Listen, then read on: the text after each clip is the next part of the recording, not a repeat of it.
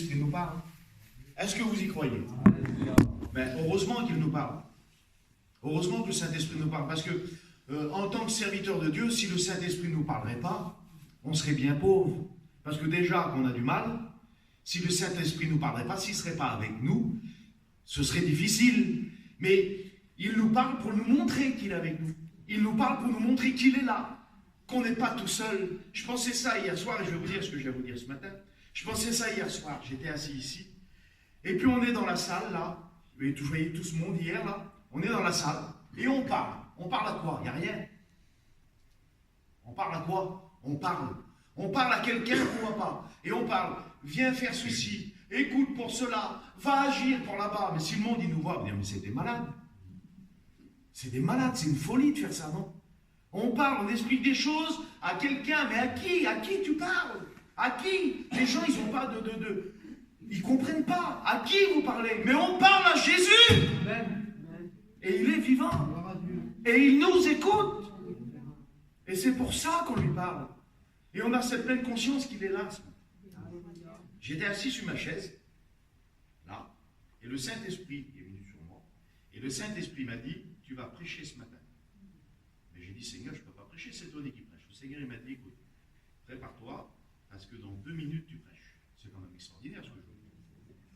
Et le garçon, il était assis là, voulez-vous que je prêche? Je ne peux pas prêcher, c'est lui qui prêche.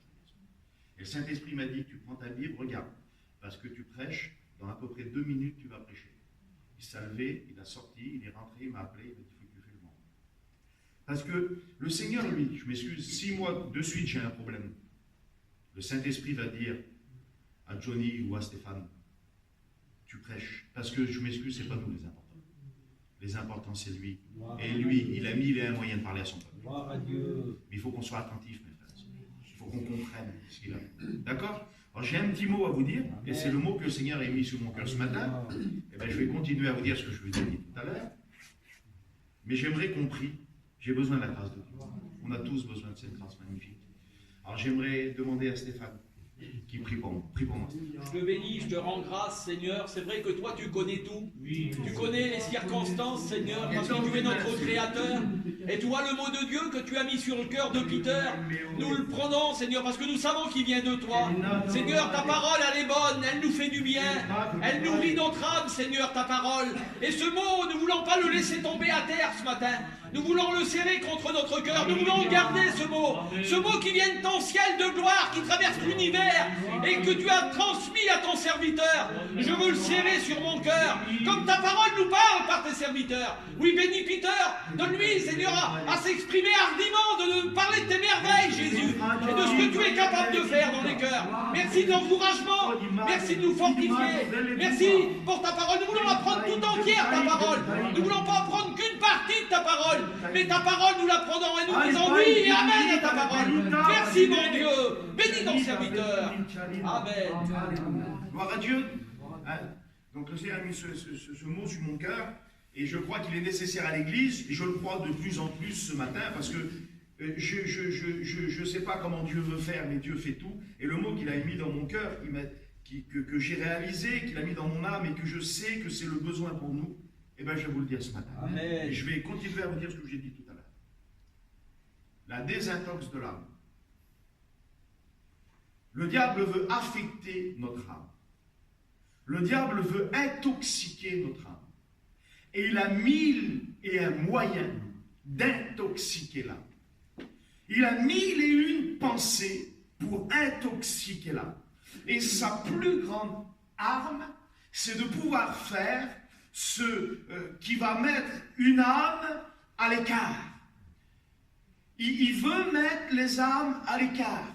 Quand quelqu'un est isolé, quand il arrive à isoler une personne dans ses pensées, quand il arrive à l'isoler dans ses pensées, quand il arrive à lui parler, à lui dire qu'elle est seule, à lui dire qu'on ne la comprend pas, à lui dire qu'elle n'intéresse personne, à lui dire qu'elle ne compte pas, à lui dire qu'elle ne peut rien faire, qu'elle ne sert à rien, qu'on ne l'aime pas, ou que les gens ne l'aiment pas, ou que les gens ont quelque chose contre elle, ou que les gens se moquent d'elle, ou que les gens ne font pas attention à elle, ou que les gens ne font pas attention même si elle souffre, et le diable arrive à parler en disant regarde un tel, regarde celui-ci, regarde celui-là, quelque chose dans l'âme. Et quand il arrive à mettre quelque chose dans l'âme, arrive ce qui arrive, c'est que l'âme est touchée, il y a de l'amertume. Et là où il y a de l'amertume, il y a du désordre à l'intérieur. Et ce que Dieu voudrait ce matin, c'est remettre de l'ordre. Quand l'âme est touchée à l'intérieur, on perd la vision spirituelle, on perd la motivation spirituelle, on perd la vision de Jésus. Jésus nous a demandé de le regarder lui et de l'imiter à lui. Si nous l'imitons à lui, nous pourrons que s'approcher de lui. Nous pourrons que s'approcher de lui. Il n'a jamais demandé à ce qu'on vienne le voir. Il n'a jamais demandé à ce qu'on le visite. Il n'a jamais demandé à ce qu'on s'occupe de lui. Il n'a jamais demandé à ce qu'on prenne soin de lui. Non, il a dit, tout ce que vous voulez qu'on vous fasse, faites-le aux autres. C'est la règle d'or. Faites tout ce que vous voudrez qu'on vous fasse à vous. Et le diable veut intoxiquer l'âme de l'homme. C'est écrit dans le livre de l'Ecclésiaste, chapitre 10. Les mouches mortes. Les mouches, c'est déjà pas terrible. Parce que le royaume des mouches, c'est le royaume de Belzébul, c'est le royaume du diable.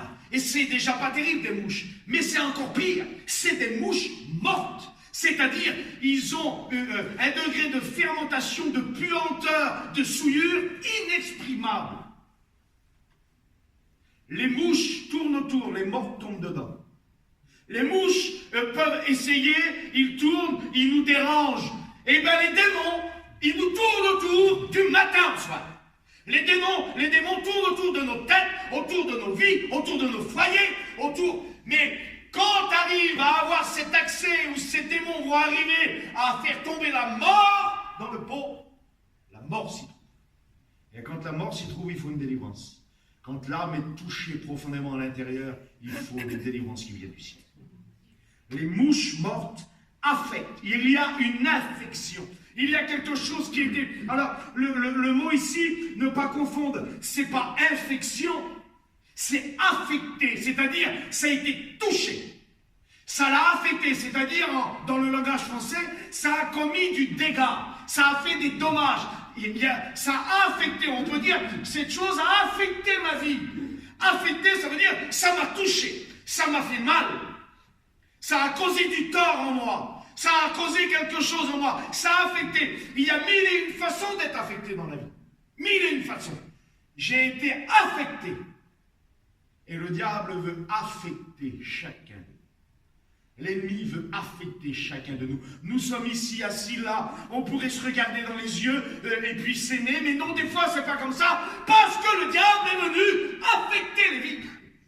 Il est venu mettre des choses dans le cœur, dans l'âme. Pourtant, il n'y a rien. Mais c'est son mensonge qui a créé des choses. Des fois, entre une sœur, deux sœurs, il n'y a rien. Mais le diable est venu mentir. Et le mensonge est entré dans l'âme de l'une ou de l'autre. Il s'est créé des choses. Pourtant, quelquefois, les gens ne sont rien fait. Les gens n'ont même pas eu l'attitude que le diable nous a fait croire. Mais voilà, il s'est passé quelque chose. L'amertume de Satan est venue toucher l'âme. Et c'est son arme. Il veut isoler les âmes, les mettre à l'écart. Et comme ça, il peut y travailler. Les mouches mortes affectent et font fermenter l'huile du parfumeur. Et l'huile, c'est la représentation de la prière. C'est la représentation de l'onction, c'est-à-dire de l'approbation de Dieu. C'est l'approbation de Dieu sur les âmes. La prière est affectée quand l'ennemi est venu et qu'il est arrivé à toucher, quand il est arrivé à affecter vos vies, le jeudi, le dimanche, eh bien, votre prière est affectée et votre prière a fermenté. Et une prière fermentée, je m'excuse, elle n'a plus, comme a dit la chœur, une agréable odeur à toi. Cette prière fermentée, elle n'a plus cette agréable odeur. Parce que dans la vie, on peut prier avec sa bouche, mais l'âme a fermenté. Et puis, elle n'est plus claire, la prière. Il y a quelque chose à l'intérieur qui ne va plus. Oui, elle fait fermenter l'huile du parfumeur. Un peu de folie l'emporte sur la sagesse. Et c'est parce que c'est de la folie ensuite. Cette folie, cette pensée qui n'est pas celle de Dieu, vient nous éloigner. La désintox de l'âme. Si le corps a besoin, après avoir fait des abus, a besoin d'être désintoxiqué de tout ce qui vient le polluer. Laissez-moi vous dire que l'âme a besoin quelquefois d'être désintoxiquée de tout ce que le diable nous a fait ingurgiter en mensonge, en tromperie, en mauvaise vision. On a besoin d'être désintoxiqué de toute cette souillure. Et je ne vous parle pas de péché volontaire, de boisson, de tout. Non, non, c'est bien plus infime que ça. C'est bien plus fin que ça. Mais tout doucement, il est arrivé quelquefois chez certaines personnes à affecter l'âme. Et l'âme a été tellement touchée qu'on n'a plus cette ferveur, cette prière, cette distinction de vision. On n'a plus la vie qu'on avait. À cause qu'il a fait tomber. C'est rien un moucheron. Parce que si vous regardez, ici il dit les mouches mortes, mais le texte véritable c'est les moucherons. Ce n'est pas des mouches telles qu'on le voit ensemble là. C'est des tout petites mouches. C'est des petits moucherons. Il y a plusieurs versions qui le disent, le texte original, c'est des moucherons. Il faut faire. Un moucheron, c'est rien, on l'a dans le coin d'un œil, vous voyez. Un moucheron, il se glisse partout. Un moucheron, on peut l'avaler. On dit, j'ai avalé un moucheron. Quelquefois, le diable veut nous faire avaler des moucherons. Quelquefois, le diable veut coincer des moucherons dans le coin de nos yeux. Il veut affecter notre vision, notre langage, notre compréhension. La désintox spirituelle. Notre âme a besoin d'être désintoxiquée de tout ce que le diable veut nous mettre dans nos pensées. Un peu de levain, c'est pas grand-chose. Le Seigneur dit ça, gardez-vous du levain des pharisiens. On peut avoir une grande quantité de pâte. On peut avoir travaillé beaucoup, si vous voulez, parce que pour avoir une grande quantité de pâte, il a fallu avoir travaillé beaucoup, c'est-à-dire il a fallu que la terre soit déchirée par le laboureur, que la terre soit ouverte. Des fois, on a souffert, on a passé plein de choses, et puis notre terre est déchirée complètement, nos vies. Et puis, des choses ont été nécessaires pour que le fruit apparaisse. On s'est mis à travailler, à enlever les pierres, à tout faire, et à semer. Après, il a fallu du vent, de l'eau, de la pluie, du temps sur nos vies. Et puis, nous, on est là, et le travail d'une vie est là. Le travail d'une vie est devant nous. Quand on a, je m'excuse, 40 ans, 50 ans, 60 ans, la vie, elle est derrière, elle n'est pas devant. Vous comprenez ça? Moi, je ne suis pas vieux, j'ai 42 ans. Mesdames et messieurs, ta vie est devant toi? Non. J'ai 42 ans, si je vis encore 20 ans, 30 ans, je ne sais pas. La vie, elle est derrière, je ne revivrai pas 42 ans encore. Et bien, quand on a un certain âge, c'est toute une vie qui est là devant nous, qu'on a donné à Dieu. Et pourtant, le diable arrive avec sa pincée, sa toute petite pincée de souillure spirituelle, de folie, sa toute petite touche personnelle. Et c'est toute la pâte entière qu'il aime. C'est toute la vie. Pourtant, on peut dire, Seigneur, il y a toute cette partie-là, elle est beaucoup plus importante que ce que le diable essaie de mettre, oui. Mais ce qu'il fait, mes frères et sœurs, je vous le dis devant Dieu, ce qu'il fait arrive à faire lever toute la pâte. Et le Seigneur nous demande que le Saint-Esprit, parce que c'est l'Esprit de Dieu qui fait ça, que le Saint-Esprit vienne purifier nos cœurs et nos pensées. Garde ton cœur plus que toute autre chose. Refusez les pensées que le diable essaie de nous instituer, de nous mettre sur les uns, sur les autres, sur les sœurs, sur les diacres, sur les pasteurs, sur l'Église, sur l'œuvre de Dieu, sur nous. Il faut refuser parce que tout ça, ça vient du diable.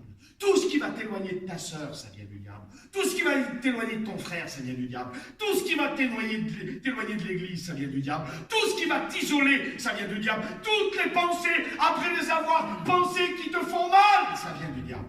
Parce que les pensées de Dieu font du bien. Amen.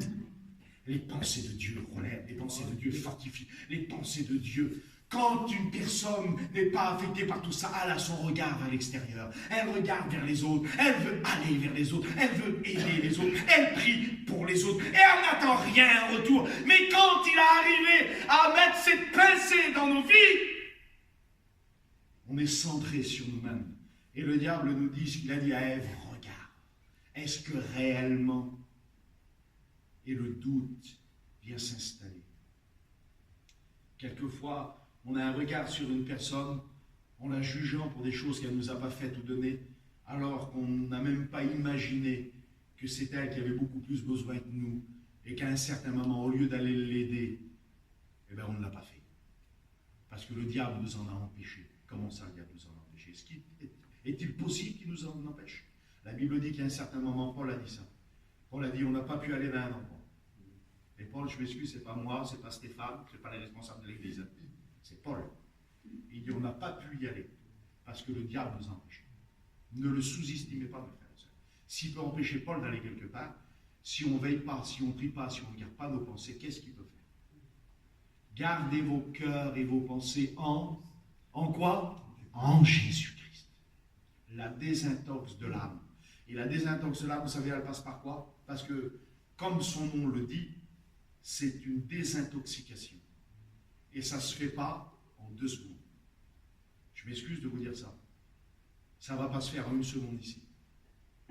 Il faut passer du temps dans la Bible. Oui, dans l'eau. Pour que l'eau de la Bible, de la parole, elle nous lave. Et elle nous lave. Elle lave nos pensées, elle purifie nos pensées, purifie notre cœur. Et puis il va falloir que cette huile soit jetée. Vous dites, c'est pas possible, Seigneur. Si, jetée. Parce que tout ce qui a été souillé, on ne peut plus rien en faire. Mais par contre, le Seigneur, il vient. Et puis la femme, elle peut dire ce matin, ben alors voilà, toute mon huile que j'avais, elle est foutue. J'ai plus rien, moi. J'ai plus rien. L'homme, il peut dire ce matin, mais j'ai plus rien, moi. Non, mais l'homme de Dieu dit ça. L'homme de Dieu dit, qu'est-ce qui te reste chez toi? Un vase. La Bible dit que nous sommes des vases de terre. Et Dieu, ce qu'il a voulu, c'est ça. Il n'a pas voulu des grands calices avec des diamants et tout sculpté, non, non. Des vases de terre. De la poterie, c'est tiré de la terre, glaise, formée par les mains de Dieu. Et un vase qui paraît réel. Il dit, t'as quoi, j'ai quelques vases, ah ben amène-les. Et bien ce matin, foule aux pieds l'huile souillée par le diable. Et réclame au Seigneur ce matin, apporte-lui ton vase. Et autant de vases que tu amèneras pour tes enfants, pour ton foyer, pour toi, pour tes pensées, pour ton cœur, pour ton âme, autant de vases que tu lui apporteras pour ta maison, autant il en remplira ce matin. Autant il en remplira ce matin. Et ça passe par l'huile, cette huile extraordinaire qui nous symbolise déjà l'approbation de Dieu. L'onction n'était pas versée sur tout et n'importe quoi. Elle était que sur des personnes mises à part et sanctifiées, c'est-à-dire mises à part pour lui, des ustensiles mis pour lui. On n'avait pas le droit. Et Dieu avait dit lui-même, vous servirez pas de l'huile de l'onction. Vous la reproduirez pas. Il n'y a que lui qui l'a fait. Vous la verserez pas n'importe où, n'importe comment. Et on a besoin de cette huile sainte du ciel ce matin, qui n'est pas donnée par Peter, qui n'est pas donnée par personne, qui est donnée par lui. Cette parole, alors, laissez tomber les choses de la terre qui vous prennent du temps, et puis aussi les mauvaises pensées, puis passez du temps à aller dans la Bible, ce que vous n'avez pas fait depuis longtemps. S'approcher de la Bible aux jeunes de venir à la réunion, c'est bien, mais ça ne suffit pas. Ce qui compte, c'est chez soi, et se mettre dans cette action, se projeter dans cette vie de tous les jours. De dire, voilà, je vais te donner des journées. Tu ne peux pas donner des journées à Dieu. On a tellement de choses à faire, mais je m'en fous. Je vais essayer de prendre des journées, d'y donner à lui. Et puis de me mettre à part, de lire ma Bible, arrêter avec la promenade, je m'excuse, avec la télévision, avec les jeux vidéo, sur les téléphones, avec les nouvelles, avec les parleurs, avec tout. Je vais prendre du temps pour prier, me mettre à part, avec mon foulard, avec les Bibles pour les hommes, je vais me mettre dans mon auto, dans mon camion, je vais arrêter dans les chemins tous les matins, je vais passer du temps avec le Seigneur, pour la sœur, avant de faire tous les affaires, tout ce que vous voulez, je vais me mettre à part. Et puis après, quand vous allez prier, au lieu que le diable vienne vous dire, t'as vu un tel, t'as vu lui, et t'as vu l'autre, c'est le Saint-Esprit qui remplacera sa voix. Il va dire, t'as vu un tel? Comme le Saint-Esprit a fait, qui m'a parlé sur ma chaise, il va te parler. Personne ne le sait, mais elle est là-bas chez elle. Il faut que tu vas la voir. Elle souffre. Tu ne penseras pas, elle n'est pas venue me voir. Tu ne penseras pas, ne regarde pas. Tu ne penseras pas, tel jour, telle époque, moi je lui ai donné ça. Tu n'attendras rien en retour. Le Saint-Esprit te dira, elle souffre. Et il viendra une compassion dans ton cœur extraordinaire. Et cette compassion, elle surmontera tout, elle passera au-dessus de tout. Et plus rien ne t'intéressera. Mais simplement, tu diras, mais Seigneur, mais elle souffre. Elle souffre. Et puis, cette huile, cette prière, quand tu viendras là, quand tu seras chez toi, tu diras juste quelques mots. Mais elle aura une odeur agréable pour Dieu. Dieu l'attestera. Quand il y a, je m'excuse, mais quand il y a de l'amertume dans les vies sur les uns et les autres, quand il y a de l'amertume sur ceci ou sur cela, ça ne plaît pas à Dieu. Seigneur, ça ne lui plaît pas. La parole pour nous laver, l'huile sainte pour nous mettre à part, pour nous sanctifier. Et puis le Seigneur va dire ces mots-là. Il va dire, le Seigneur m'a ouais. C'est pas possible, Jésus en avait besoin. Comment ça? C'est pas possible, c'est Jésus. Il dit, m'a ouais, avant de faire n'importe quoi. Il dit, m'a ouais, pour porter une bonne nouvelle aux malheureux, pour aller guérir les cœurs brisés, pour délivrer les captifs. Écoutez, moi, si je dirais ça, écoutez ces mots. Écoutez ces mots. Si moi je dirais à la prison, j'y vais plus. J'y vais plus parce que ceux que je vais voir à la prison, jamais ils viennent me voir. Si je dirais, moi, à la prison, j'y vais pas.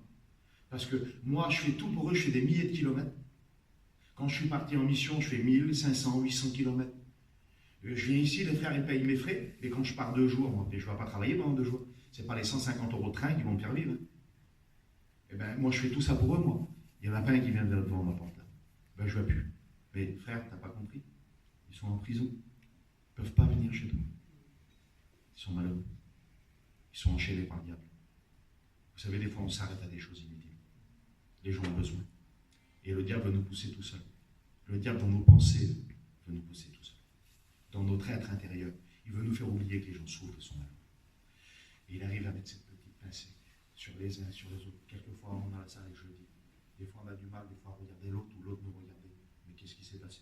Et si on prendrait les 2 personnes à part, on dirait, mais tu lui as fait quelque chose? Elle dirait non. Et on prendrait l'autre, et toi, tu lui as fait quelque chose? Eh bien non. Donc vous n'êtes rien fait mutuellement, non? Et toi, tu lui en veux? Ben non. Et toi, ben non. Ben qu'est-ce qui s'est passé? Le diable est passé par là et les mouches sont tombées dans les pots. Lui, ce qu'il veut, c'est diviser. Lui, ce qu'il veut, c'est mettre dans les cœurs des mauvaises choses. Lui, ce qu'il veut, c'est attrister. Des fois, pour les foyers, les maris pas convertis. Il arrive et il parle, et il parle, et il parle. Alors, je veux dire, comme l'homme de Dieu ce matin, et je ferme. Il est déjà midi moins. Il dit qu'il est bon, qu'il est doux, qu'il est agréable pour des frères de demeurer ensemble. Et c'est là qu'il envoie sa bénédiction. Il dit, il donne l'exemple, c'est comme l'huile qui descend de Sion pour arroser, c'est comme l'huile qui descend des montagnes de l'Hermont pour arroser Sion. C'est impossible, c'est trop loin. Si vous regardez 2 endroits, c'est trop éloigné, c'est impossible. Que la rosée de là-bas, la rose là-bas, mais pas avec Dieu. Il n'est pas trop loin pour venir nous arroser. Et il donne l'exemple, c'est comme l'huile qui descend sur qui Aaron, celui qui avait l'accès avec Dieu, qui lui parlait, celui qui pouvait rentrer dans le lieu très saint. C'est-à-dire, c'est comme ça, c'est comme cet homme qui est toujours dans la présence de Dieu, c'est comme cette proximité très étroite. C'est cette huile qui coule sur sa tête pour purifier ses pensées. Tes pensées ont besoin de purifier ce matin. C'est comme cette huile qui descend sur tes yeux ont besoin d'être purifiés. Cette huile qui descend sur ses oreilles, tes oreilles ont besoin d'être purifiées. C'est comme l'huile qui descend sur ta bouche a besoin d'être purifiée. Elle descend sur ses vêtements, sur ses mains, partout. Elle est remplie. Et c'est ce qu'on a besoin, mes frères, ce matin. Voilà le mot qu'il avait mis sur mon cœur, tout simple, mais je pense qu'il est nécessaire. Alors on va prier ce matin. Et je vous le dis, videz. Débarrassez-vous de ces vases souillés et demandez au Seigneur qu'il renouvelle ce matin. Ah, il a de quoi renouveler. Il a de quoi renouveler beaucoup plus que tout ce que vous croyez. Vous n'avez rien? Vous sentez votre vase vide?